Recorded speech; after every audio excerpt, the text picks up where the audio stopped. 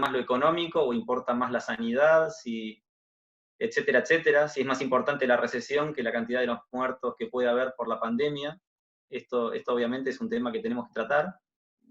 Pero más allá de eso, lo primero que quiero rescatar es toda la reacción que ha habido en los 45 millones de argentinos, o a nivel mundial en los 7.500 millones de habitantes, que ante una situación de pandemia global, creo yo, casi desconocida a nivel mundial, de repente todo el mundo cambia sus hábitos, cambian los consumos, cambian las ventas, cambia a nivel económico, cambia todo, y la gente se tiene que adaptar.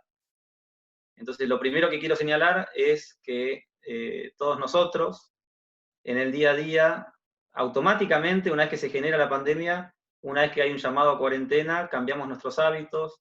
Los docentes, por ejemplo, tratamos de seguir enseñando economía, en mi caso, desde un aula virtual, adaptándonos a utilizar el aula Zoom. Tratamos de digitalizar el material para que ustedes puedan disponer de ellos. Bueno, son esfuerzos individuales. Hay empresas que se encuentran hoy en situaciones muy difíciles donde sus ventas caen un 50%, un 70%, o directamente caen a cero porque no pueden seguir vendiendo ningún producto, ningún servicio, y sin embargo tienen que pagar el alquiler, tienen que pagar salarios, tienen que seguir pagando impuestos porque no los bajan, y esta situación la tratan de resolver como pueden. Hay empresas que están cambiando sus objetivos, de repente cambian totalmente de industria. Si hoy hay más demanda por barbijos, producen más barbijos. Si hay más demanda por respiradores, de repente tenemos más oferta de respiradores. Y eso es un poco el cambio que hay en el mercado. Y muchas veces el Estado, en lugar de favorecer esa reacción del mercado para adaptarse a la nueva situación, en realidad lo que tenemos es todo lo contrario, digamos, una situación totalmente opuesta. ¿Ustedes me ven a mí en la pantalla? Yo la veo a Jazmín. Pregunto porque no sé si me están viendo antes de seguir. Entonces, lo primero creo que es destacar esto. Les doy un ejemplo de cómo reacciona el mercado ante una situación. Si hoy, ante la situación de la pandemia, todo el mundo quiere más barbijos, el mercado tiene que ofrecer más barbijos. O sea, la idea es ver un equilibrio en el mercado. Ante una mayor demanda, el mercado siempre responde con una mayor oferta.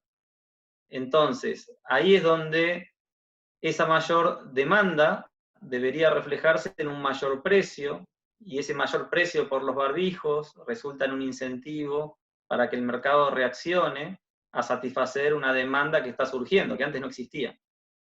Ahora, si el gobierno, con buenas intenciones, interviene en este mercado, controlando el precio de los barbijos, digamos, manteniéndolo en el precio que estaba antes, no se generan los incentivos para producir más, y en definitiva tenemos desabastecimiento.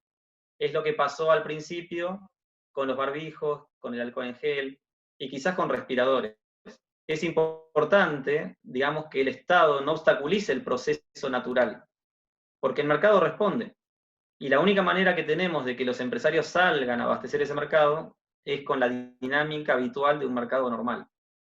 Nosotros vemos un extremo en el caso de Venezuela, que con muy buenas intenciones el gobierno coloca controles de precios en un montón de productos, especialmente los más básicos y fundamentales, y los productores de esos servicios, ahora voy a la pregunta, en lugar de responder con mayor oferta o abasteciendo los mercados a un precio que el gobierno quiere, lo que hacen es dejar de ofrecer esos productos. Entonces, en Venezuela, donde hay un exceso de medidas de este tipo, lo que encontramos es falta de abastecimiento. Uno va al supermercado, lo va recorriendo, están las etiquetas a los precios que el gobierno quiere, pero no hay ninguna oferta para esos productos. Ese desabastecimiento es un problema. Y es un problema que genera el propio Estado cuando trata, de nuevo, con buenas intenciones, de generar resultados en el mercado distintos a los que el mercado por oferta y demanda genera. Entonces, en este sentido, insisto, el mercado resuelve todo aquello que necesitemos. O sea, el mercado se adapta. Hay empresas que están cambiando, transformando todas sus estructuras internamente para adaptarse a la situación. ¿Usted cree que luego de que pase la pandemia bajarán los precios y requisitos de alquileres? Bueno, eso lo respondo después, para terminar el punto. A ver, entonces, lo que tenemos es un cambio en la estructura de demanda de todos los productos que había en la economía. De ciertas cosas se demanda menos, por ejemplo, antes íbamos a Bruselas o íbamos a determinados bares, hoy no podemos ir, entonces compramos más cosas en los almacenes, en los supermercados. Hay gente que acostumbraba a ir al supermercado y ahora por miedo a contagiarse prefiere ir al almacén de la esquina, entonces no camina al supermercado, no va y va al almacén, el almacén tiene mucha más demanda. Bueno, estos cambios son naturales por la pandemia, pero se están acostumbrando a responder a los cambios que hay en la economía. Bueno, supongamos que yo soy un supermercado que tiene 200 trabajadores, o que soy una carnicería que tiene 10 trabajadores, da igual. Uno debería poder, desde la economía que maneja, desde la empresa que maneja, adaptar la situación a la nueva situación, adaptar su estructura a la nueva situación. Si yo tengo 200 trabajadores y de repente mi demanda por el producto o el servicio que ofrezco cae a cero o cae un 80%, yo debería poder reducir mi estructura de empresa a algo. Bueno, poner medidas como la doble indemnización, poner medidas donde no hay ninguna baja de impuestos, etcétera, es un problema. ¿Por qué? Bueno, porque las empresas se tienen que adaptar a la nueva situación. Lo más probable es que si las empresas sobreviven después de la cuarentena y llegamos al año que viene con una estructura económica que logró mantenerse gracias a la flexibilidad del mercado laboral y demás, entonces a partir de la nueva demanda que va a resurgir después de que pase la pandemia, la cuarentena y demás, la economía va a poder resurgir en forma de V corta, donde caímos en una crisis y nos recuperamos. Los esfuerzos de todos los países del mundo van en ese sentido. Ya están pensando en el día después. Y dan anuncios a los mercados, a las empresas, de que sabemos que hay una situación delicada, de que hay algún tipo de subsidio y asistencia a los más necesitados, pero que una vez que pase la pandemia la economía va a resurgir y el gobierno tiene que acompañar en eso, en darles un contexto para que esto pase y evitar en el momento de mayor crisis, bueno, el acompañamiento del Estado. En países europeos están hablando de un 12% de gasto público sobre PBI, por ejemplo en España, en Italia, para sostener la actividad. Alemania está gastando alrededor del 60% del PBI. Estados Unidos, con Trump, están aplicando enorme cantidad de políticas de estímulo fiscal y monetario para tratar de evitar el colapso de la economía. Argentina, hoy leía, está gastando el 5% del PBI, mucho menos. Pero la realidad es que la situación argentina por ahora es mucho menos drástica que lo que estamos viendo en Europa y en Estados Unidos. Que sea menos drástica también hace menos necesario semejante nivel de intervención, que en definitiva endeuda al país, genera déficit presupuestarios, genera financiamientos que después tenemos que ver si es con más impuestos, si es con más deuda, si es con emisión monetaria y qué efectos tiene que tener. La manera en que los economistas analizamos lo que está pasando y lo que puede pasar a futuro, antes de entrar al detalle de alquileres, precios y demás, es analizando tres equilibrios, que son el equilibrio fiscal, el equilibrio monetario y el equilibrio cambiario. Y en Argentina, históricamente, el más importante ha sido, desde mi punto de vista, el equilibrio fiscal. Nosotros estamos, a ver, si miramos la historia argentina, hasta el año 2015 que asumió Mauricio Macri, había un déficit fiscal de 15%, de 7% del PBI. Esto incluía el déficit de nación, el déficit de las provincias y el déficit generado por el pago de intereses de la deuda. O sea, había un nivel de gasto determinado y la recaudación tributaria para cubrir todo ese gasto era insuficiente. Entonces, ¿qué hizo Mauricio Macri para poder tratar de resolver esa situación heredada? Se hablaba mucho de la herencia. Bueno, fue tratando de recaudar más. Bueno, primero había que ver el tema de los impuestos. Había que eliminar retenciones a las exportaciones, o al menos algunas de ellas. Se eliminaron retenciones al trigo, se dejó las retenciones a la soja que iban a ir bajando 5% por año, pero la idea era tratar de mantener de alguna manera la cantidad de recaudación tributaria para poder cubrir al menos la mayor parte que se pudiera del gasto. Entonces, ahí muchos economistas decíamos que el ajuste fiscal tenía que ser feroz, muy fuerte, en los primeros 100 días de gobierno, para equilibrar las cuentas públicas y evitar el impacto posterior.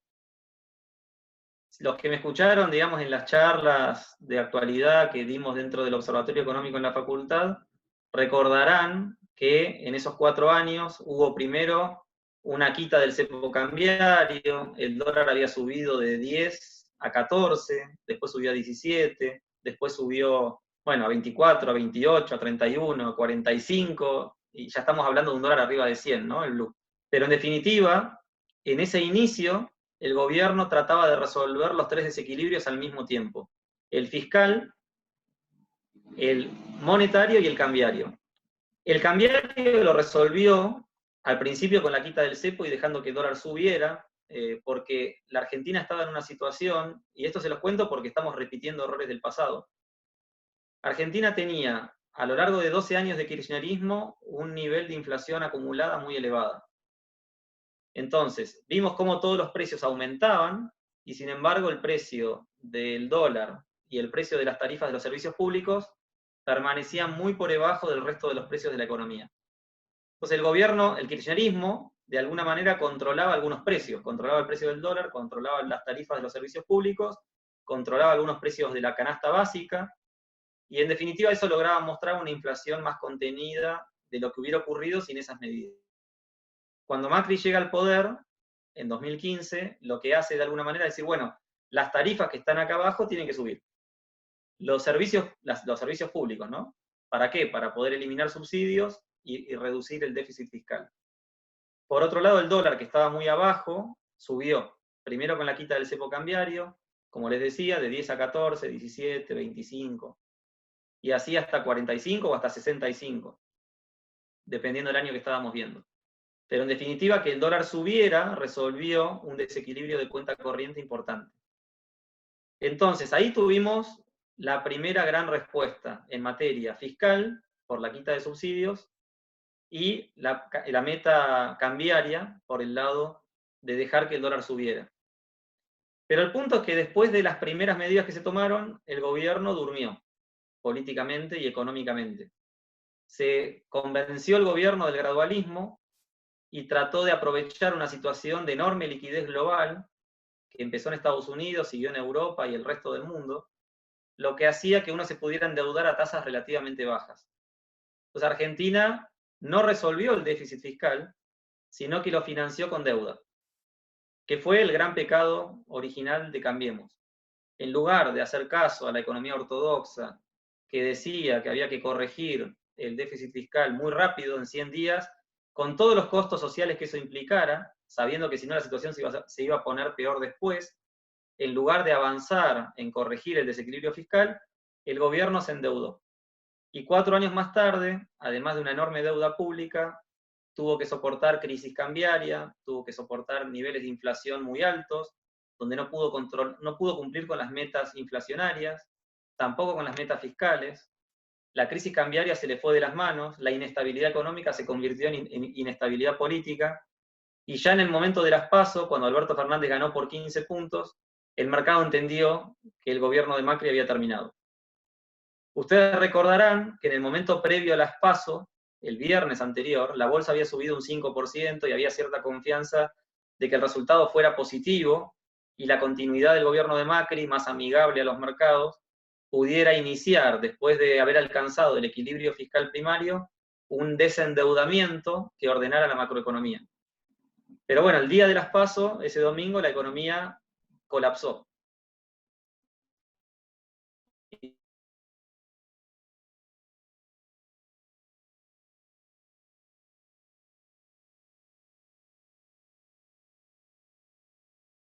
Lo cual generó una fuerte caída de reservas y la situación se hizo muy compleja.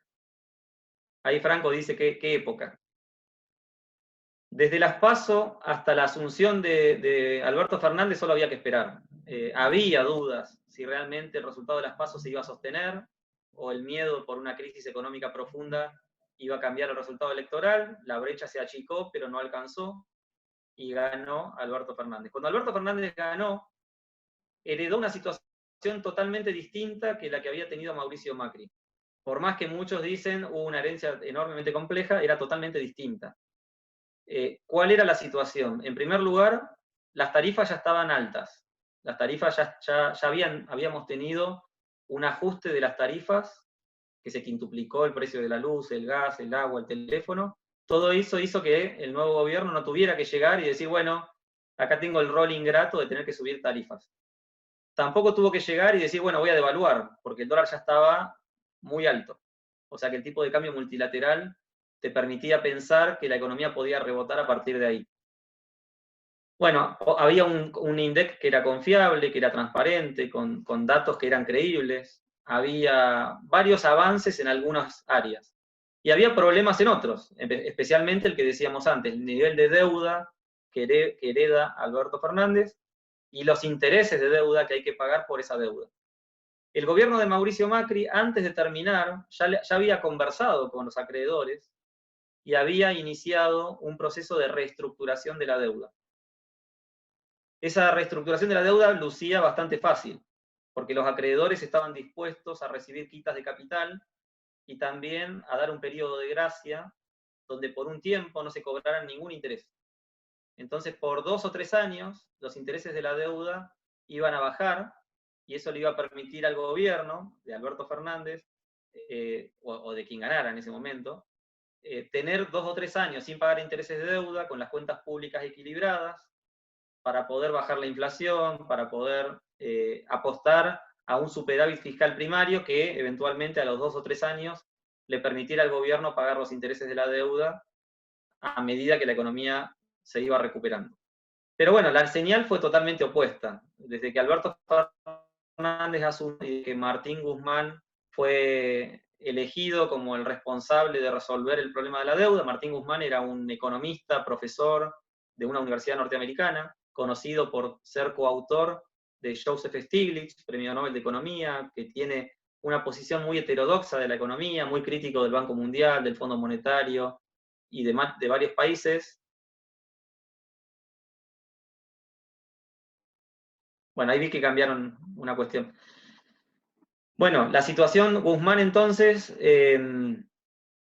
básicamente dijo que atacó a los acreedores, diciendo que sabían dónde se metían cuando tomaron esos títulos de deuda, que lamentablemente iban a tener que reconocer pérdidas respecto de los títulos que habían comprado, y generó mucha incertidumbre respecto de lo que venía. Y cada anuncio fue liquidando más y más el valor de los activos financieros y fue asustando más y más a los mercados y el riesgo país empezó a saltar.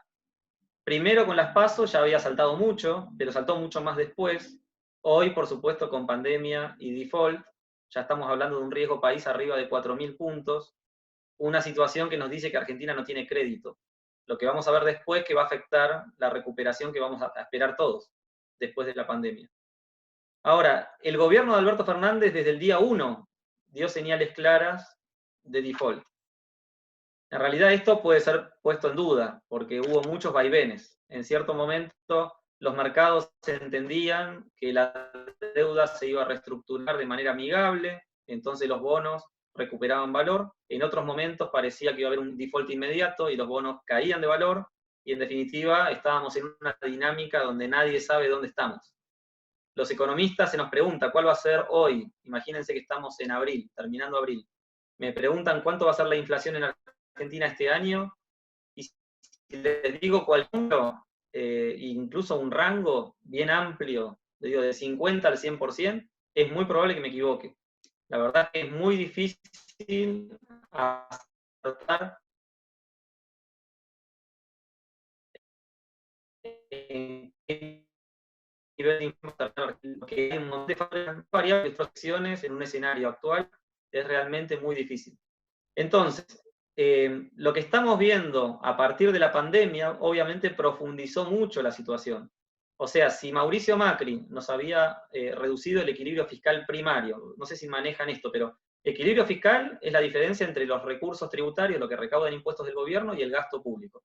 Cuando hablamos del primario, esto hace referencia a la nación, lo que recauda nación, con IVA, ganancias, etcétera, y el gasto que tiene nación. Cuando hablamos del déficit consolidado, es nación más provincias.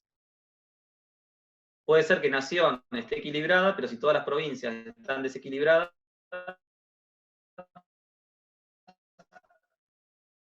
bueno, el déficit fiscal primario y consolidado, Macri lo dejó equilibrado. O sea, no dejó un problema en esa materia. Ya las provincias estaban todas superavitarias o equilibradas y la nación tenía un déficit muy pequeño del 0,5%, que no es problema. ¿Dónde estaba el problema? En la deuda y en los intereses de la deuda, con un déficit de 3,5% del PBI, que es la mitad del déficit consolidado, primario, consolidado y financiero que tenía la Argentina en 2015 cuando Macri llegó. Bueno, ese es el déficit que había que reestructurar y que yo les decía recién, se podía resolver muy rápido, porque si Guzmán se sentaba con los acreedores y les decía, miren, le voy a hacer una quita del 20% de la deuda, de capital, y además por 2 años no voy a pagarles intereses, los acreedores hubieran aceptado. Ahora, esos 2 años, esto si me preguntan qué es lo que Argentina debió hacer. Por 2 años Argentina debió, en ese momento, en ese contexto, practicar políticas que llevaran a un equilibrio fiscal de 4% del PBI para, de acá a 2 años. Esto implicaba recuperar crecimiento económico, recuperar recaudación, no hacía falta más ajuste, o sí, eso lo podemos discutir, pero de alguna manera eso podía permitir que Argentina recupere el crecimiento, recupere recaudación, el poder cubrir con el superávit fiscal primario el pago de los intereses de la deuda de acá a 2. Entonces llegó la cuestión más triste que nos podía ocurrir, que es esta pandemia, que pone al mundo en una crisis global. Estamos hablando de una recesión muy profunda de 10 puntos del PBI, de 8 puntos del PBI, en países como Italia, España, Alemania, Francia, Inglaterra. En Estados Unidos también se habla de la crisis más grande desde la crisis del 30, una crisis más profunda todavía que la del 2008. China, que es la locomotora del mundo, es un país que sigue creciendo, pero de 7 puntos del PBI que crecía por año, este año crecería un 1% nada más. Entonces esto complica mucho a todo el mundo. Porque, por ejemplo, China ya no va a demandar los niveles de insumos que demandaba de la Argentina, porque esto puede impactar en todos los mercados globales, especialmente en las economías más abiertas.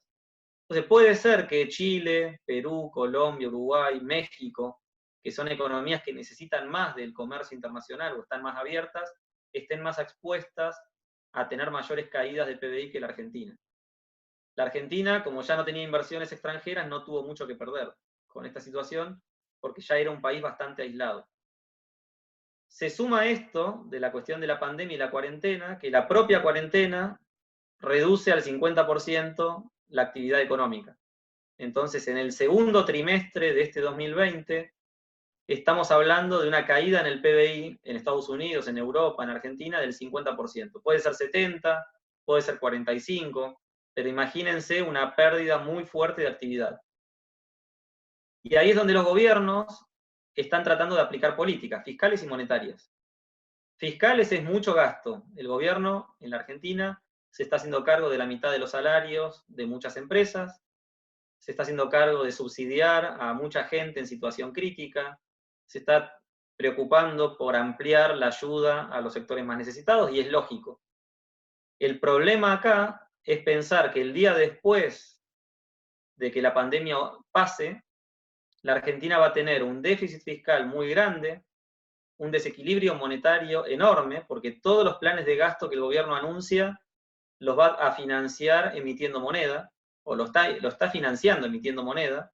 Entonces los agregados monetarios muestran una expansión enorme de dinero, y toda esa liquidez que insertamos en el mercado, que está fluyendo por ahí, está de alguna manera evitando hoy una crisis mayor, pero ya lo vamos a ver más adelante con una fuerte inflación. Entonces ahí viene el problema de la inflación y la pobreza. Cuando la inflación aumenta, eso encarece la canasta de bienes y servicios que las familias necesitan para no estar dentro de la pobreza. Si la leche, la carne, el arroz, los fideos cuestan el doble, por ejemplo, ese impacto al alza de precios de bienes básicos genera un encarecimiento del costo de vida, que en definitiva hace que mucha gente que estaba fuera de la pobreza ahora esté dentro de la pobreza.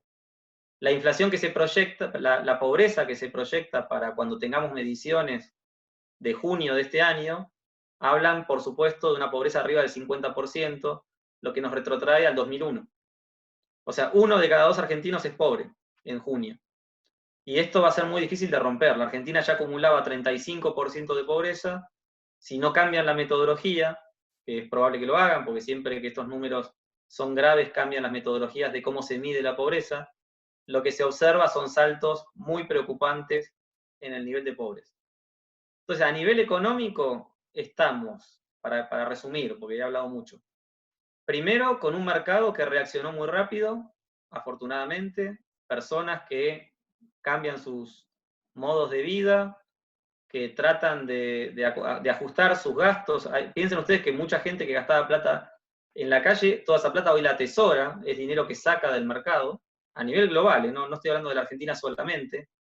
Todo ese atesoramiento es dinero que no circula, entonces las empresas no venden sus productos y los productos quedan en las góndolas esperando ser vendidos. Entonces hay un atesoramiento que es, mucha gente demanda el dinero y no lo gasta. Las empresas, muy en situación crítica, porque no recaudan lo que necesitan, y como no recaudan por ventas, tienen que enfrentar igualmente gastos, con lo cual desahorran, toman créditos de Banco Pampa o de donde pueden para hacerse cargo de los salarios. Hay empresas vendiendo productos a pérdida, con el único objetivo de hacerse de capital mínimo para pagar salarios, para pagar alquiler, para pagar impuestos. Por supuesto que en esta situación crítica de las empresas, muchas van a quebrar, vamos a ver más locales vacíos en las avenidas. Por supuesto que muchas empresas lo primero que van a hacer en esta situación es no pagar más impuestos, o sea, pagarán el salario, pagarán el alquiler, que está congelado, pero no van a pagar impuestos, con lo cual la pérdida de recaudación fiscal del gobierno es fenomenal. Dicen que el gobierno está recaudando menos de la mitad, siempre en términos reales, ¿no? O sea, va a recaudar, porque también cuando vemos los datos de febrero, todavía no habíamos visto en febrero toda la cuarentena que tenemos hoy. Ahora en abril vimos datos de marzo y los datos de marzo eran parciales. En abril creo que vamos a ver lo más profundo de la situación, con una recesión mucho más profunda que la que vimos en marzo y con, bueno, con una situación crítica a nivel empresas, que además ya venían golpeadas por todas las crisis que estamos hablando antes. Entonces, finalmente, la situación económica es de pérdida de recaudación del gobierno, mucho más gasto del gobierno, mucho más déficit público, mucha más emisión monetaria para financiar ese déficit público y toda esa monetización que se va a ir a precios. Yo les enseñaba en el aula, cuando cursaron conmigo, que el impacto inflacionario no se ve inmediatamente, por ahí toma unos meses, pero ya vamos a ver que la situación va a ser crítica, va a ser de enorme desequilibrio fiscal, con enorme presión inflacionaria, y mucho peor si además le agregamos un default de la deuda, que no era necesario generar, pero que, bueno, lamentablemente es la realidad que parece que nos toca vivir. Entonces, en el mundo la situación es crítica y muchos dicen, bueno, Argentina tiene recesión, pero el mundo también la tiene. Es verdad. La pregunta acá que nos podemos hacer es si las medidas de cuarentena son excesivas en un país que tiene mucho menos nivel de contagio, que tiene menos exposición. Por ejemplo, en La Pampa está parada y hubo 4 personas que ya están recuperadas, y la pregunta que nos hacemos es, que después ustedes pueden opinar, podemos dialogar, si tendría sentido levantar esas medidas, que en lugar de que sea horizontal y alcancen a toda la población, que sea más vertical y alcance concretamente a la población más grande, de más de 60 años, para evitar más muertes, o a las personas que por alguna situación personal estén más expuestas al virus y al problema del virus. Pero bueno, esa es la pregunta. La verdad que yo escribí una nota en Infobae, no sé si la vieron, a algunos se las compartí por las redes y demás, que decía que el exclusivo foco en lo sanitario ignora el foco en lo económico. Entonces la sensación que queda es que toda la atención que le ponemos al foco en lo sanitario, a los expertos en sanidad, ignora lo que los economistas tienen para decir. Después de que eso ocurrió en marzo, abril, ya inicios de abril, todos los economistas hemos salido a decir no se olviden de la economía, porque la cura puede ser peor que la enfermedad. Y yo creo que estamos en esa situación. Creo que la cura que eligió el gobierno, con estas medidas extremas sanitarias, generan un problema grave en lo económico, con un efecto negativo peor que el del propio virus. Por supuesto es discutible, y está bueno que lo hablemos, pero me parece que eso es el principal problema. Mi sensación es que el mundo va a tener una recuperación en forma de V corta, y que Argentina va a tener una situación más bien en forma de L, donde va a caer en una crisis muy profunda de la cual le va a costar mucho salir. Si lo vemos en forma de V corta, es como que la segunda parte de la V va a ser un palito mucho más aplanado en el mundo, pero en la Argentina va a ser mucho más aplanado aún que en el resto del mundo. ¿Por qué? Porque el resto del mundo tenía más lugar para hacer política fiscal, política monetaria. Por ahí Alemania se endeuda, pero después puede entrar rápidamente en un proceso de desendeudamiento. La deuda que toma Alemania va a ser a una tasa mucho más baja que la Argentina. La posibilidad de emitir euros o dólares es una cosa y emitir pesos es otra. Cuando decimos que el mundo está inyectando liquidez para contrarrestar la contracción monetaria que se genera por el atesoramiento, decimos que está bien que Estados Unidos y Europa inyecte liquidez en este momento. Pero Argentina, que es un país con una moneda tan mala, con un historial, un prontuario inflacionario tan grave, con una moneda que la gente no quiere o rechaza, porque la gente va al dólar, porque la gente compra un auto usado, reforma la casa, no sé, siempre busca no quedarse con el papel, hace que en definitiva una situación como esta, donde de repente pueda saltar la tasa de inflación, pueda saltar el precio del dólar, de repente todo el mundo salga a comprar dólar blue a cualquier precio, y en definitiva la presión sobre el dólar sea tan alta y la caída en la demanda de dinero sea tan profunda que veamos un escenario hiperinflacionario donde ya se nos escape de las manos y estemos de nuevo en un escenario parecido a aquel de Alfonsín. A ver, es importante, acá creo que Franja Morada hay muchos radicales, si es que son de la agrupación, aquella situación que vivió la Argentina en los años 80 es un escenario muy parecido al que podemos llegar a ver hoy, donde de alguna manera lo que se demostró es que si el gobierno con muy buenas intenciones gasta demasiado, y ese gasto se financia en aquel momento con emisión monetaria, la inflación puede tender a aumentar a niveles exorbitantes. La hiperinflación de Alfonsín terminó en un 5.000% anual. Eso fue una situación muy crítica. Después llegó a más del 20.000% anual, para que tengan una idea. Después eso solamente se resolvió con una convertibilidad, que pudo haber sido dolarización, pero bueno, se eligió la convertibilidad, que controló los precios por 10 años hasta que explotó en una nueva crisis. Hoy la situación es muy diferente a aquella, y puede ser mucho peor para después de que pase la pandemia, porque no solo vamos a tener una inflación muy grande, sino también un desequilibrio fiscal muy grande, muy poca confianza del mercado para invertir en la Argentina por el gobierno, que realmente ataca al sector empresarial, ataca a los grandes grupos empresariales que son los que generan grandes inversiones en el país.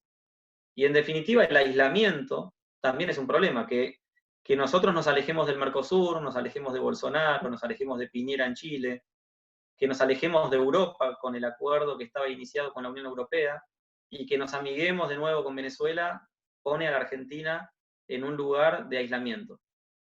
Entonces, la pregunta que viene es, ¿podemos ver una recuperación económica con un modelo de demanda donde la Argentina no tiene acceso a crédito y simplemente va a monetizar créditos que se le puedan dar a las empresas desde los bancos comerciales con tasas bajas, pero digamos con financiamiento no basado en ahorro, sino con moneda impresa?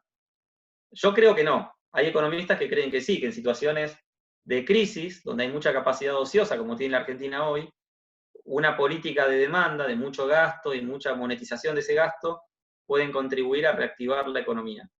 La realidad es que la situación es muy compleja, que Argentina está muy expuesta a sufrir una crisis que se le puede ir de las manos al gobierno, y eso puede disparar después algo de lo cual no sé si es bueno que lo hable en un ámbito universitario, digamos, pero que es la cuestión política. El gobierno está compuesto por Alberto Fernández y Cristina Kirchner, con dos grupos que piensan aparentemente diferente, y la simple palabra de Cristina Kirchner en algún momento contra Alberto Fernández, distanciándose de la política económica que se viene aplicando, puede generar la base de una división política que dentro del oficialismo puede ser muy, muy problemática. Entonces acá lo que tenemos en definitiva es una crisis económica muy profunda, que se va a notar en altos niveles de inflación y pobreza. También vamos a ver muchas quiebras de empresas, desempleo. Para jóvenes como ustedes puede ser muy difícil insertarse laboralmente en este momento. Lamento decirles estas malas noticias, pero la realidad es que este año y el que viene van a ser muy duros. Y bueno, ahí la pregunta que viene es, ¿puede evitarse todo esto? Y sí, ¿cuál es la manera? Bueno, si Alberto Fernández, una vez que termina la pandemia, tiene un gesto de cambio absoluto respecto de lo que se venía haciendo, y toma otra figurita, ¿no? Hace un cambio de figurita y dice, bueno, gracias Guzmán por tu gestión del default y demás, y lo corremos y ponemos a Nielsen, que ahora está perdiendo el tiempo en vaca muerta porque no hay nada que hacer con el petróleo, y viene Nielsen, viene Melconian, viene Martín Redrado, que son personas afines a Alberto Fernández, puede iniciar un gobierno totalmente diferente. Esto pasó con Menem. Menem entre 1989 y 1991 practicó todo tipo de modelos y fracasaron todos.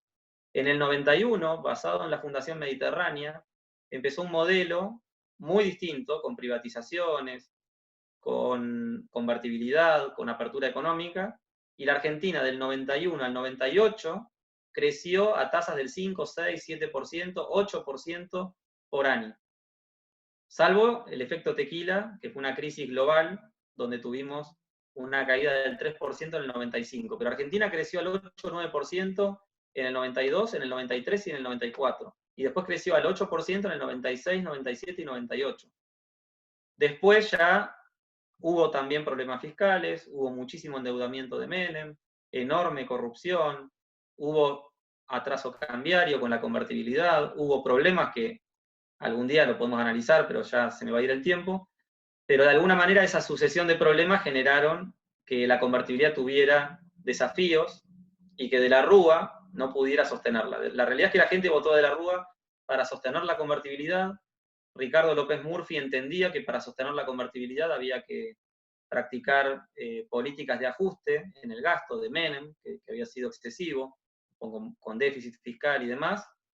Pero bueno, Alberto de la Rúa no respaldó a López Murphy, volvió Cavallo, y al volver Cavallo ya todo fue más difícil porque ya básicamente habló de abandonar la convertibilidad desde el día 1, habló de no bajar el gasto público y más bien de ir a una canasta de monedas, generando dudas sobre la sostenibilidad de la convertibilidad, lo cual generó huida de capitales, generó una crisis muy fuerte institucional para respaldar la convertibilidad que terminó explotando con la crisis que tuvimos.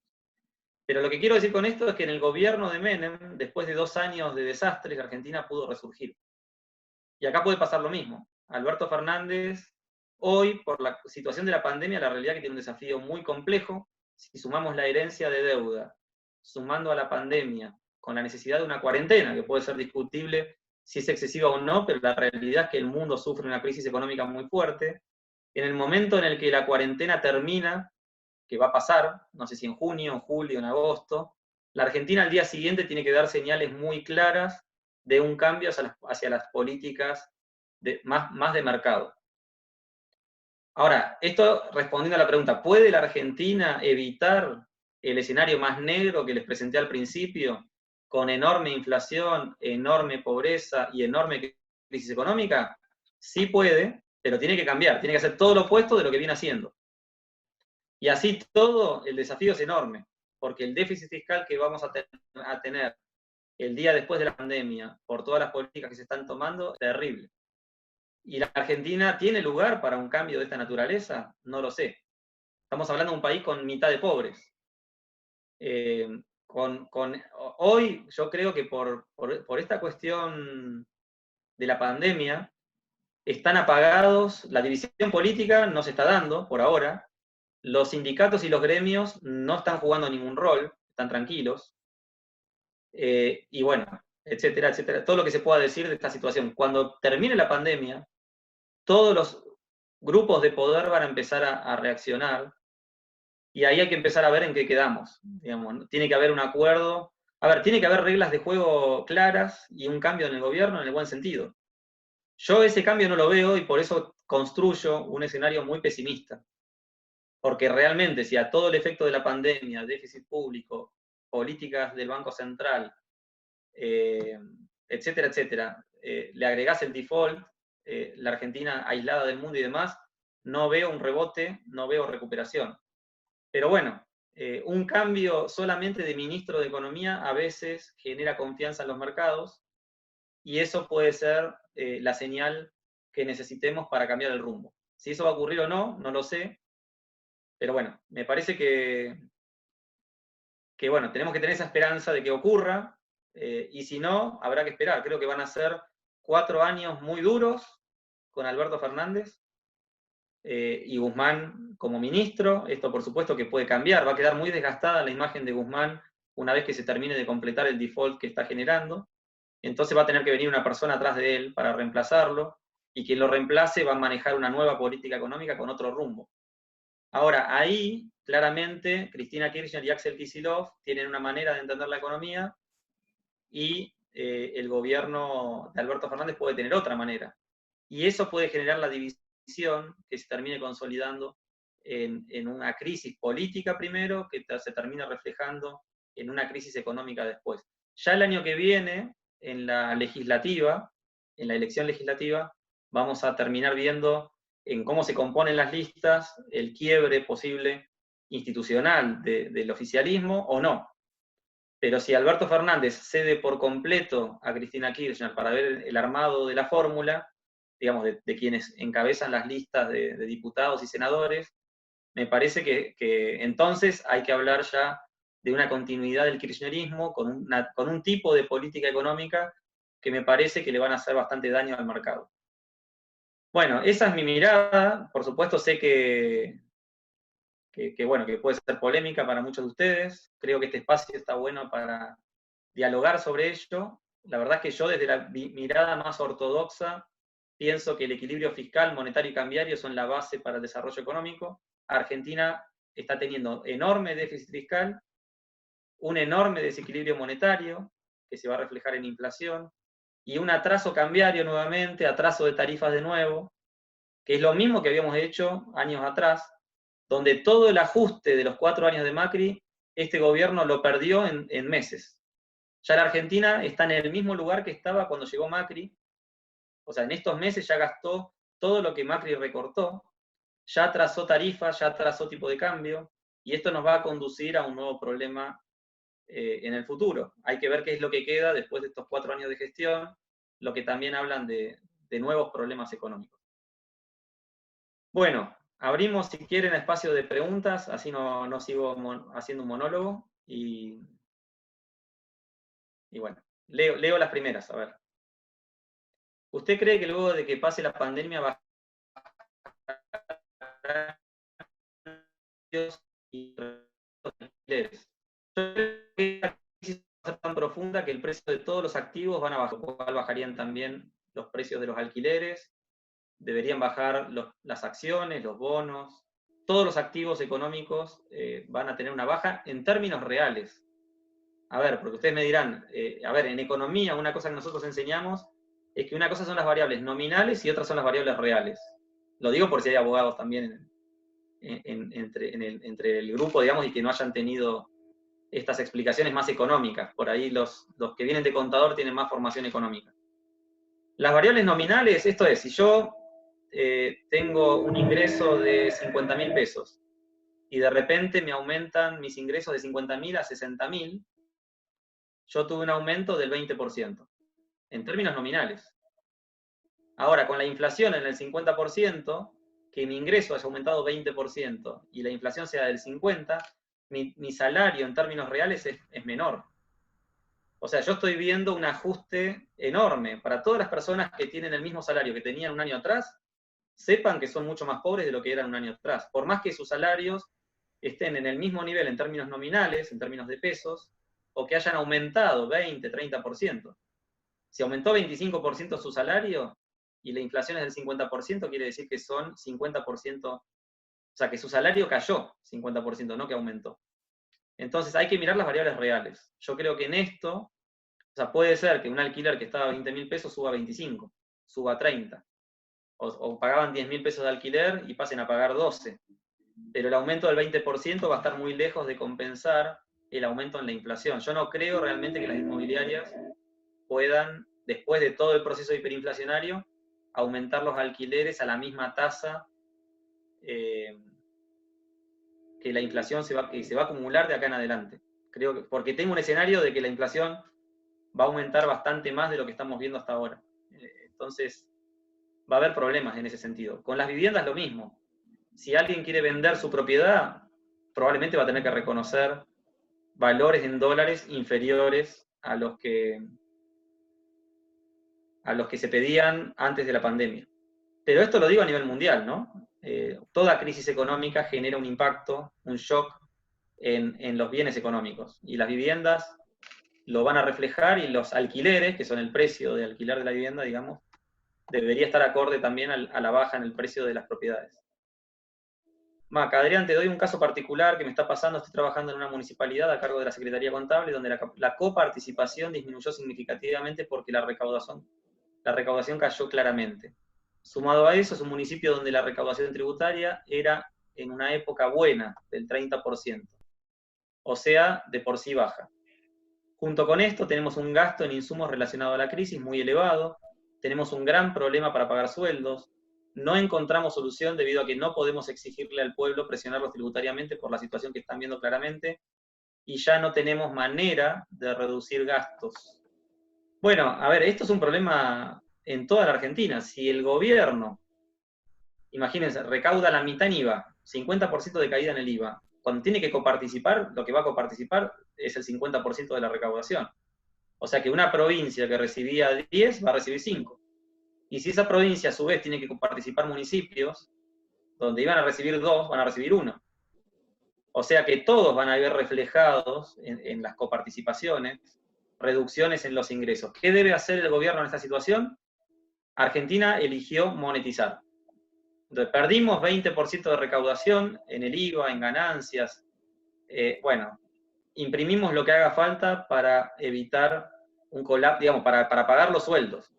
Ahora, todo esto va a ir a precios. Y no hay que ser, no es que yo me presento como un crítico del oficialismo, que lo soy, porque sí, sino que la teoría económica y la lógica de lo que estamos haciendo nos debe conducir a un impacto inflacionario. Después la realidad es que esta fuerza inflacionaria que estaba describiendo hay que contraponerla con la otra deflacionaria, que es en situaciones de crisis económica y recesión, donde las empresas venden menos, como les decía, una empresa puede vender a pérdida. Entonces cuando medimos la inflación, quizás algunos precios aumentaron mucho, pero después viene la cuestión de recesión que hace que algunas empresas vendan a pérdida, donde bajan los precios y finalmente la media de inflación nos da un valor menos grave del que inicialmente pensamos que puede ser. Pero insisto en esto, cuando pase la pandemia, dejemos la recesión de lado, el haber duplicado, triplicado la cantidad de pesos en la economía, no sé, habría que ver los datos de los agregados monetarios, es enorme la cuantía de la oferta monetaria, todo ese dinero va a ir a precios. Quizás no en abril. Es más, les digo, el dato de abril de inflación puede ser inferior al de marzo, curiosamente, porque está toda la recesión y está toda la contracción monetaria producto de la situación que estamos viviendo. Pero cuando esto pase, la inyección monetaria va a dejar problemas en todo sentido. Creo que en términos fiscales tiene que haber un diálogo de gobernadores con el presidente y de municipios, de intendentes con el gobernador, para ver cómo se resuelve esto, la capacidad de endeudamiento de la Argentina a nivel Estado nacional, a nivel Estado provincial, a nivel municipalidad y a nivel empresas privadas, es muy limitada. Porque el mundo, digamos, no es que Argentina está muy mal, porque no cumple nunca sus compromisos, es al último país que le queremos prestar plata. Pero la realidad es que el mundo no tiene crédito. No hay crédito para nadie, porque el mundo está absorbiendo la enorme situación delicada que estamos viviendo. Entonces, el último país en donde queremos poner dinero es en la Argentina. Esta situación un poco se agrava por todo lo que decía al comienzo de Guzmán. Que Guzmán esté diciendo a los acreedores no te pago, y hablando de quitas, y hablando de sustentabilidad, donde todo todo el esfuerzo recae en los acreedores, mientras el gobierno aplica todas políticas de gasto excesivo, bueno, es un problema. Hay algunos lugares donde se ven políticas de que los políticos se reducen un 50% sus ingresos, como diciendo, si el empresario, que es el que paga los impuestos, tiene la mitad de ingresos, ¿no debería el sector político reducir la mitad de ingresos? Especialmente quienes tienen sueldos muy altos. ¿No debería en la universidad bajar a la mitad los salarios de los profesores? Porque en definitiva nuestros salarios se pagan con los esfuerzos del sector privado. Obviamente es polémico, que a mí me bajen la mitad del sueldo, no sería nada feliz. Pero la realidad es que en situaciones como esta tenés dos caminos, o emitís todo, porque no te podés endeudar, ni podés cobrar más impuestos, y aunque subas los impuestos, no vas a recaudar más ingresos, o podés monetizar y todo esto va a ir a precios más tarde. Yo creo que Argentina eligió cero esfuerzo fiscal y bueno, y más inflación en los próximos meses. Por eso estoy muy convencido del escenario de mayor inflación a futuro. Ahora, ¿cómo deben actuar los municipios? La realidad es que no lo sé. Creo que donde se pueda hay que bajar el gasto y creo que es una oportunidad, como toda crisis hay oportunidades, de que Argentina se replantee el Estado que quiere. Tenemos un Estado que está muy lejos, digamos, que es demasiado ambicioso para el nivel de riqueza que tiene la Argentina. La Argentina no puede pretender, bueno, con los recursos que tiene y una economía destruida, pretender tener un Estado gigante con todos los servicios públicos que hoy el Estado ofrece, con todos los subsidios, con todas las ayudas, con todos los programas sociales y planes sociales para tratar de ayudar a la gente. La realidad es que ese Estado va a terminar pagar salarios de miseria a los jubilados, que no van a poder, en términos de dólares, cada vez reciben menos y van a seguir recibiendo menos, porque las buenas intenciones, si no son acompañadas de esfuerzos económicos, no se cristalizan. Finalmente, la Argentina es un puñado de intenciones y los gobiernos, especialmente los más populistas, terminan queriendo generar una serie de ayudas que después no se visualizan y terminamos teniendo problemas muy serios. ¿Podría explicar en qué consiste la dolarización? Preguntan ahí. La dolarización es cambiar el peso por el dólar. En cierto momento la Argentina tendría que decir, si quiere dolarizar, a ver, ya hay una dolarización espontánea, y es que la gente, imagínense ustedes tienen una empresa y facturaron 1 millón de pesos, o sea, ahorran 1 millón de pesos en el mes, ¿qué haces con ese millón de pesos? No podés comprar dólares oficialmente, pero sí podés comprar dólar blue. Bueno, quizás ese millón de pesos comprás dólar blue, lo guardás de ahorros, lo guardás en una caja de seguridad, lo guardás en tu casa, pero podés dolarizar tus ahorros para que en caso de hiperinflación el dinero no se te derrita en las manos y más bien estés dolarizado, con una moneda fuerte que mañana vale más que hoy. Entonces es lo que hace el argentino en toda la vida y la verdad es que quienes han dolarizado sus carteras son los que más han protegido sus ahorros. Esto el argentino lo sabe y bueno, todo el mundo quiere hacer esto. ¿Cómo se dolariza? Básicamente hay que ver cuántos dólares tenés y cuántos pesos hay en circulación. Entonces, si tenés 1000 de circulación, miles de pesos, y tenés haces un ratio y decís, bueno, cambio todos los pesos por la cantidad de dólares que tengo en reservas en el Banco Central. Entonces, un día le decís a toda la gente, miren, a partir del 1 de mayo, todos pueden ir con sus pesos y por cada 100 pesos que dejen en el banco va a dólar. Entonces, a partir de ahí, se dolarizó la economía. Todo el mundo cambió sus pesos por dólares. Si un teléfono valía 10.000 pesos, ahora vale 100 dólares. Si cargar nafta te costaba 2.000 pesos, ahora vale 20 dólares. O sea, dolarizaste la economía, todos los precios se dolarizan. Por supuesto que al día siguiente empieza a haber un reacomodo de precios relativos, que suele ser difícil, pero de alguna manera empezás a reconocer dónde estás. Si un jubilado ganaba 20.000 pesos, hagan la cuenta, serían 200 dólares. Es increíble, ¿no?, que un jubilado gane 200 dólares, pero es lo que está ganando. Bueno, desde ese momento todos pagamos impuestos en dólares, el gobierno paga salarios en dólares, a quienes le tiene que pagar salarios, y estamos en una economía dolarizada. Quiere decir que el gobierno no puede monetizar más, no puede seguir moneda para cubrir sus desequilibrios. Y al hacerlo, monetizando, va a lograr, bueno, lo que no va a poder hacer justamente es imprimir moneda para cubrir sus desequilibrios. Bueno, va a tener que ajustar el gasto, todo lo necesario para acompañar, para vivir en dolarización. Bueno, esto está pasando. La gente dolariza sus carteras, quiere decir, dolariza sus tenencias de dinero, y la presión hacia una dolarización es muy fuerte. Muchos dicen, no, pero no hay suficientes dólares. Los hay. Lo que pasa es que la gente tiene $2 en la casa, o en las cuentas bancarias, o en las cajas de seguridad. Pero los dólares están en la Argentina. Lo que no tiene valor es el peso. Una vez que reconozcamos que el valor del peso se derrite en las manos de nuevo, bueno, usemos la moneda que podamos. Puede ser el dólar, puede ser el euro, puede ser el real brasileño. Hay quien dice, hagamos un acuerdo con Brasil y que Brasil emita el real para Argentina y Brasil como una sola. Bueno, son propuestas, algunas más fumadas que otras, algunas con impactos más inmediatos que otras, pero son... bueno, es el momento de discutirlo, porque claramente la moneda está pasando por un momento muy complejo, como tantas otras veces en la Argentina. ¿Vamos bien? ¿Me escuchan? Porque en la pantalla se congeló. ¿Sí? Bueno, ¿me escuchan, no? Ah, pasa que no lo veo. Bueno, sigo con las preguntas. Branco, ¿cómo ve el aumento de las retenciones nuevamente al agro y la salida de Argentina en el Mercosur? Bueno, siempre se trata de que la crisis la pague el campo, que es el sector más productivo, el único sector productivo que le queda a la Argentina. Y bueno, hacemos lo imposible por atacar al sector más que genera divisas, que genera empleo, que genera facturación, recaudación, etc. Me parece grave, me parece que es un manotazo de ahogado de alguien que está más preocupado por lo urgente que por lo importante. Yo creo que es al revés. Hay que empezar a ver de qué manera liberar a las empresas para que puedan ser más productivas, generar más divisas, para que se aumente el tamaño de la torta y no estar luchando para seguir repartiendo miseria. La Argentina está repartiendo miseria desde hace mucho tiempo. Y la salida del Mercosur me parece grave.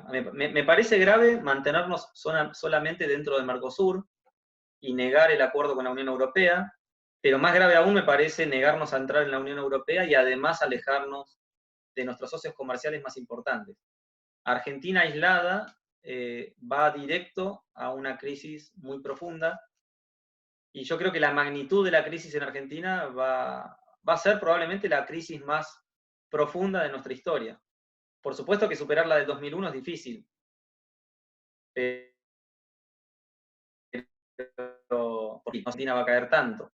Por lo menos un 5% va a caer. Puede caer un 8, puede caer un 10, un 15. También depende de cuánto tiempo mantenga la cuarentena y qué pasa en el resto del mundo. Si el resto del mundo en junio empieza a rebotar en forma de B corta, por ahí arrastran un poco a la Argentina con una recuperación. Pero claramente la Argentina tiene otros problemas para agregar a la pandemia. El problema de la pandemia en el mundo genera crisis por la pandemia. Cuando se termina la pandemia y las cuarentenas, se recupera.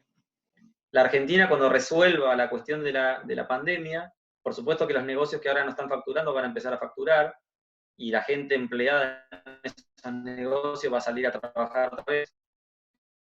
Pero, de nuevo, el desequilibrio fiscal, monetario cambiario, el cepo cambiario, esto de no podemos comprar un dólar oficial, o podemos comprar 200 con impuesto país. Bueno, hay un montón de cuestiones que son desafíos de cómo se van a resolver. Emi, ¿qué medidas cree deberían tomar las pequeñas y medianas empresas durante y luego de la cuarentena? Bueno, lo primero es tratar en la medida de lo posible, de ajustar su estructura de gastos todo lo posible, sabiendo que su facturación va a ser golpeada. Es duro decirlo, pero si yo tuviera una empresa y tengo 20 empleados y puedo vivir con 10, yo despediría gente, porque todo eso no lo puedo pagar, no lo voy a poder pagar por mucho tiempo. Entonces hay que tratar de reestructurar los gastos. es momento de achicarse en gran parte. Y esto va también para las personas, para los alumnos incluso. ¿Qué sé yo? Si tienen margen de reducir sus gastos, es momento de hacerlo porque estamos ante una crisis económica profunda. Entonces yo iría por ahí. Después, por supuesto, que hay empresas que tienen más margen que otras. Hay empresas que pueden endeudarse o pueden descapitalizarse un poco. Hay empresas que venden stocks de ropa. Por ejemplo, yo tengo un comercio de ropa y veo que no puedo vender. Bueno, por supuesto que las páginas web ayudan a vender algo. Entonces por ahí puedo mantener un 30% de la facturación y cubrir algo de los costos. Ayuda. Hay muchas que se han digitalizado las y funcionan. Pero bueno, en esto insisto que nadie sabe mejor que el propio empresario cómo hacer para tratar de sostener sus negocios. La municipalidad creo que ha hecho un esfuerzo con una página web de venta online, donde muchos han adherido y hay una oferta de productos. Son iniciativas muy buenas. Después me parece que son insuficientes para evitar el colapso del cual estamos hablando. Pero sí que es un momento difícil y me parece que hay que revisar todos los gastos para reestructurar las economías. Creo que los que vienen de la carrera de contador público lo sabrán mejor que yo. O sea, es momento de llamar al contador y decirle, decime cómo hago para reestructurar mis gastos porque los ingresos nos van a caer a todos. Y no piensen en términos nominales, piensen en términos reales. O sea, por ahí mi salario de la universidad es el mismo este mes que el mes anterior. Pero después tengo, o sea, otros ingresos pueden ser recortados y por más que sea el mismo, los precios no son los mismos. Entonces, en términos reales, cuando voy a comprar un litro de leche, pago más que lo que pagaba el mes anterior. Entonces, en realidad, mis ingresos están cayendo igual en términos reales. Entonces, tomen conciencia de la caída de los ingresos en términos reales. No solo miren lo nominal. Hola Adrián, buenas noches. ¿Alguna política que recomendarías al gobierno para que luego de la cuarentena no terminemos en una crisis terrible? Bueno, cambiar. Adrián, Cambiar, disculpa, ¿sí? ¿te parece que respondamos hasta la de Maca y así no se te va mucho el tiempo? La de Maca es la última que hay en el chat. O sea, Dale, responder todas hasta esa. dale, dale. Está bien, hoy puedo, por eso me quedo, pero dale, avanzamos, hasta ahí. Haceme acordar por las dudas. ¿Alguna política que recomendaría al gobierno? Yo insistía en esto de cambiar. Un cambio de ministro es importante. Que Guzmán entienda que no es momento para defoltear la deuda es importante. Argentina hoy más que nunca necesita de crédito. Argentina se ha endeudado toda la vida para cubrir gastos corrientes y evitar el ajuste. Bueno, es momento de equilibrar las cuentas y además endeudarnos, porque la cuestión es que necesitamos deuda para un momento muy delicado. Por eso decía al principio, hay países que están, como Alemania, que tienen una política económica muy ortodoxa, muy equilibrada, que hoy tienen margen para tener políticas de enorme gasto, endeudamiento y apoyo a la economía para no ver una crisis profunda. Por supuesto que Alemania también lo va a sufrir. Seguramente en los próximos años va a tener tasas de crecimiento menores que las que hubiera tenido sin pandemia y sin el proceso de deuda que está generando hoy. Pero Alemania puede hacer esto porque es una economía ordenada. Argentina, que es una economía muy golpeada y en crisis, si a eso le sumamos la pandemia, ya la cuestión es muy grave. El margen que Argentina tiene para políticas monetarias, con una inflación que ya era del 50%, bueno, solo nos puede mostrar una inflación mayor. Y insisto con esto, por más que el IPC del mes que viene sea menos grave de lo pensado, la inflación va a ir aumentando paulatinamente. Matías, ¿cómo afecta a Argentina la caída del precio del barril? Bueno, Argentina tenía, o este gobierno, Alberto Fernández, tenía toda la expectativa en Vaca Muerta. Y creo que su mejor carta, que era Nielsen, la puso a manejar Vaca Muerta, con la esperanza justamente de que sea el sector donde iba a haber grandes inversiones que podían generar empleo, que podían reactivar, que podían generar recaudación en el gobierno, una especie de, bueno, también era grave, ¿no? Que terminábamos como Venezuela, con un gobierno con mucho plata porque la propia Vaca Muerta lo generaba. Toda esa expectativa hoy murió, porque realmente no hay expectativas de que alguien quiera invertir $1 en Vaca Muerta, y las acciones de YPF no paran de caer. no solo por el precio del barril, sino porque, bueno, a nivel global las inversiones en petróleo desaparecieron. Así que la única esperanza que este gobierno tenía en materia económica desapareció, y esto afecta seriamente a la Argentina porque no van a recibir nada de inversiones.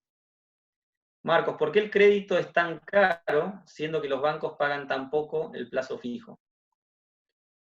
Bueno, no sé qué es tan caro el crédito, ¿no? Porque no sé cuánto es la tasa de interés hoy. Pero recuerden siempre que esa tasa tiene que ser dolarizada. Tiene que ser, perdón, comparada con la inflación, tiene que ser analizada en términos reales. O sea, cuando hablaban de Macri, que la tasa del 60% era alta, bueno, pero si la tasa de interés si la tasa de inflación era 55% y te pedían un 60% de tasa de interés, la tasa de interés real que estaba pidiendo el banco era una situación de incertidumbre política.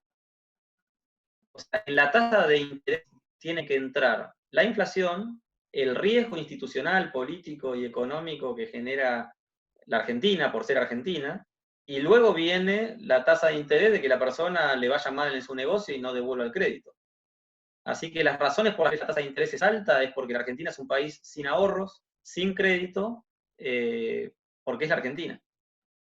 Digamos, hay muchas razones institucionales, políticas, económicas, financieras. De hecho, no me parece que sea cara cualquier tasa que ustedes tomen. La tasa actual en el 60% no es cara. En la Argentina, con la inflación que vamos a acumular este año, es un regalo, es un momento de hecho para tomar crédito. Cualquier tasa que les cobre el banco es barata. Si ustedes tienen la posibilidad, o sus padres, o tíos, o amigos, de que en algún emprendimiento el Banco Pampa les da un crédito con 6 meses de gracia, donde no pagan interés, y les dan un crédito a tasa fija, con tasas de interés bajísimas, tómenlo todo. Tómenlo todo y compren algo. Compren dólares blue, compren autos usados, compren un terreno, cualquier cosa que compren está justificado. Todo crédito hay que tomarlo, porque se paga solo. O sea, los bienes también están baratos, o sea, porque les decía antes, en este momento se pueden hacer grandes negocios económica y financieramente. Pero bueno, no veo caro el crédito. Todo depende con qué lo comparemos. Creo que pensar que las tasas de interés son bajas es tener ilusión monetaria. Es no ver el factor inflación dentro del análisis. Franco, ¿a qué momento de la historia del país se parece más lo que estamos pasando ahora? Y yo creo que la hiperinflación del 89 fue lo más parecido, que por ahí el plan austral en 1987 parecía, 1985, 1987, la Argentina parecía poder controlar la situación, y en muy pocos meses la situación se le fue completamente de las manos. Y recuerden que Alfonsín tuvo que irse 6 meses antes, con una hiperinflación del 5000%, con todas las empresas públicas deficitarias, sin servicios públicos. Digamos, era una situación económica muy grande, pero no es la única, ¿no? Porque en el gobierno militar también hubo hiperinflación, Perón también tuvo políticas de enorme inflación. O sea, acá no se salva nadie, no se salva ni el peronismo, ni el radicalismo, ni Cambiemos, ni los militares. Todos han sufrido este problema a lo largo de la historia y podemos hacer paralelismos con cualquiera de ellos. El último, a estos niveles de lo que podemos llegar a ver hoy como hiperinflación, me parece que es, bueno, lo que vamos a ver ahora. Se me fueron las preguntas, ¿no? Con un cambio que hicieron, a ver. Ahí volvió. Fran, ¿qué opinión tenés con la posibilidad de impuesto a la riqueza?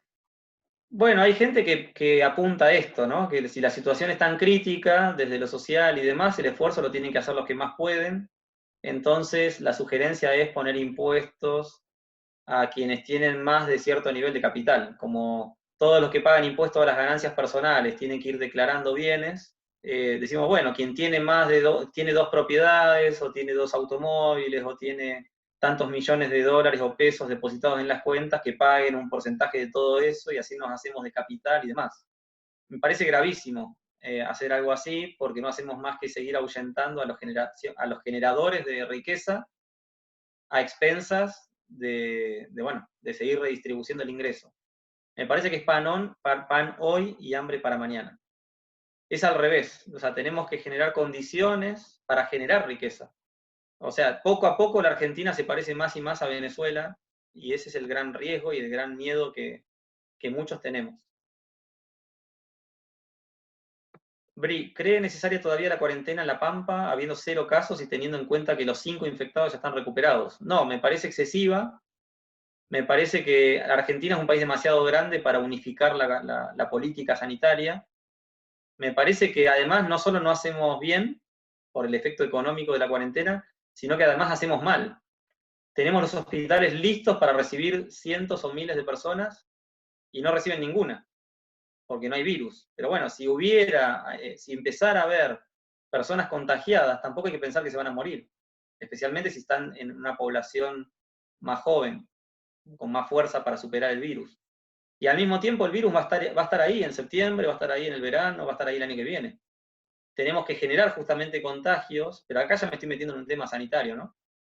Yo quería insistir más con el costo económico, pero a ver, desde lo sanitario, tenemos que generar contagios para que la gente vaya generando defensas, mecanismos de defensa propios, naturales, y que eso sirva para que el año que viene, cuando el virus vuelva a estar ahí, la gente no se contagie y no tengamos los picos que tanto nos preocupan. Pero bueno, seguramente a mí se me escapan en esto elementos sanitarios que no domino. Yo creo que los economistas acá tenemos que hacer el foco del costo que tiene continuar la cuarentena, porque es divertido para muchos quedarse en casa, no trabajar, estudiar desde acá, etcétera, etcétera, pero la realidad es que cuando termine la pandemia vamos a ver una situación desoladora, económicamente, a nivel empleo, a nivel salarios, a nivel inflación, a nivel pobreza, a nivel indigencia. Creo que vamos a tomar conciencia tarde del problema que estamos generando y los economistas lo estamos viendo por más que no salgamos de casa. Es cuestión lógica, tratar de entender las consecuencias de las medidas que se van tomando.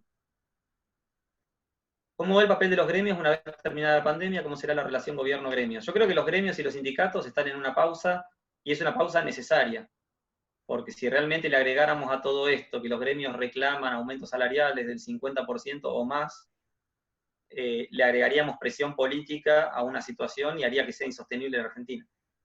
Pero tenemos que saber también que los sectores menos pudientes, todos los que están entrando en la pobreza, en cualquier momento pueden generar un salto de violencia que termine impactando en lo que conocemos como saqueos y demás. En La Pampa no es tan grave, está mucho más controlado porque es una población mucho más chica y demás, pero en el Gran Buenos Aires, en el conurbano, yo soy de Hurlingham, del Gran Buenos Aires, Ramos Mejía, La Matanza,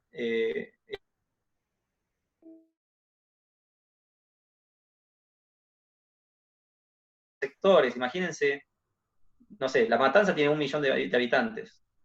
La mayoría de la gente vive en situaciones muy precarias. No sé, 8 hermanos viviendo en un ambiente. O sea, si vos le decís no podés salir a la calle, le estás diciendo que no pueden vivir. Ellos viven afuera de la casa. Las personas, tengo amigos que son vendedores, que circulan por estas zonas porque distribuyen alimentos y demás y tienen autorizaciones para hacerlo, y me cuentan que viven como antes. O sea, en el Gran Buenos Aires, en el conurbano, la gente está en la calle porque no puede estar en la casa. Entonces los picos de contagios van a arrancar por ahí. Y ahí me parece que es donde tendríamos que estar midiendo más, ahí en el problema de las mediciones. ¿Cuánta gente está haciendo hoy medida para saber si tienen el virus, que se debe estar contagiando a niveles que hoy nosotros desde La Pampa no vemos y la televisión no muestra? Y creo que los test que se están haciendo son insuficientes para mostrar la gravedad del caso. Tampoco sé realmente si la cantidad de muertos es la que es, o el número está más limitado y demás, eso no lo sé. Supongamos que es el que es, bueno, Argentina apenas está iniciando el problema. Viene el invierno, en mayo se supone que tenemos siempre el pico de enfermos, y bueno, puede ser que lo vayamos a ver, pero hay lugares de la Argentina que requieren más control, que es el Gran Buenos Aires, el conurbano, justamente donde más cuesta, y hay lugares como La Pampa donde las medidas deberían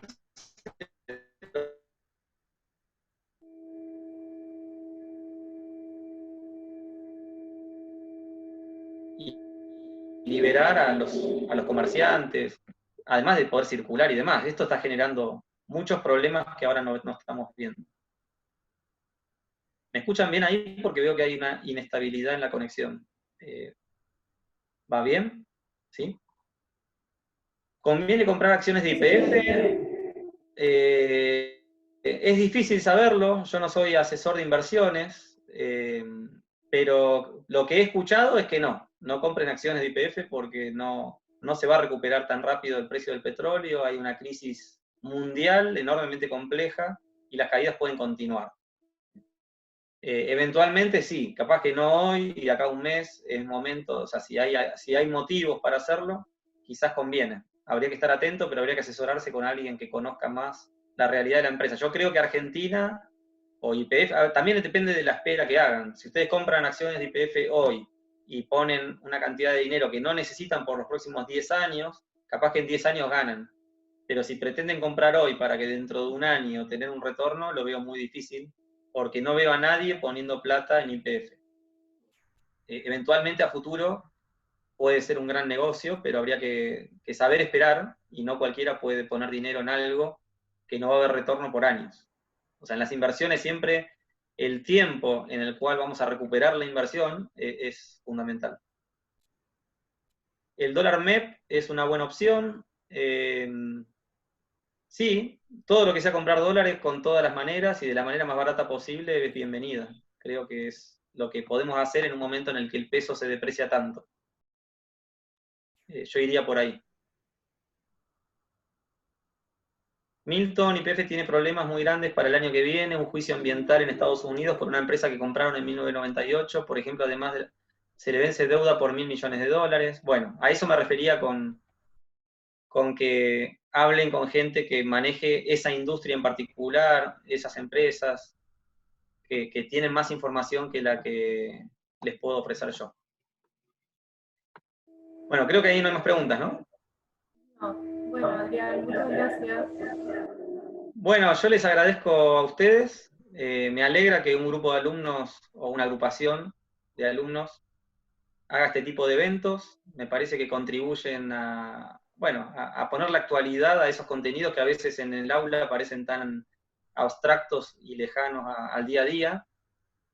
Noten que yo traté de usar lo que les enseño en el aula, o sea, analizar mercados, oferta y demanda, el mercado, el Estado, las políticas económicas, los equilibrios monetarios, fiscales, cambiarios. Es todo un lenguaje que creo que quienes fueron mis alumnos me pueden seguir mejor que quienes no lo fueron, porque es el lenguaje que aprendemos en el aula. Y bueno, sepan que más allá de la crítica que presento hoy al partido económico que gobierna, no es por politizar. Yo siempre trato de hacer un análisis crítico, cualquiera sea el símbolo político que esté gobernando.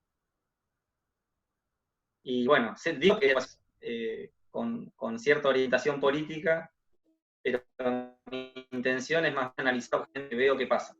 Y así como a Macri le podía destacar el problema de deuda o el problema de déficit, creo que hoy a Alberto Fernández hay que destacarle el problema de deuda por el manejo de la deuda y el default, y también el problema inflacionario que se viene, que lamentablemente va a generar pobreza y miseria.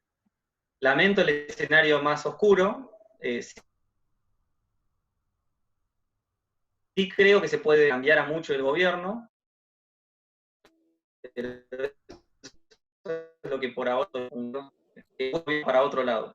Si pasara, entonces podríamos tener más expectativas de recuperación rápida.